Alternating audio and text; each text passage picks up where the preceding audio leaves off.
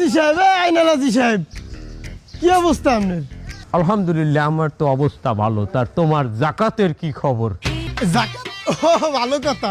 এই ফির তো আমার জাকাত হয় নাই। কে, তোমার নগদ কত টাকা আছে?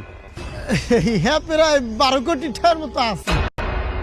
তার এই 12 কোটি টাকা জাকাত হয় না? কোন কোন মৌলানা দৈদ্য মশলা নেছো তুমি?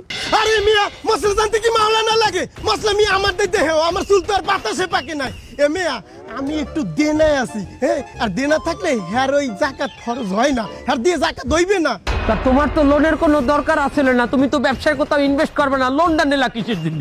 এ মিয়া হনু, জীবনে একটু চালাক না হইলে চলা যায় না। আমার 12 কোটি টাকা, এই যদি আমি জাকাত দিতে যাই 2.5%, মেলাটা হয়ে যাবে। ওই আমি জাকাত দিতে পারবো, কতগুলো টাকা বাইরে যাইবে না। এই জন্য বুদ্ধি করে একটা লোন নিছি, জাকাত ভ্যানিশ হয়ে গেছে।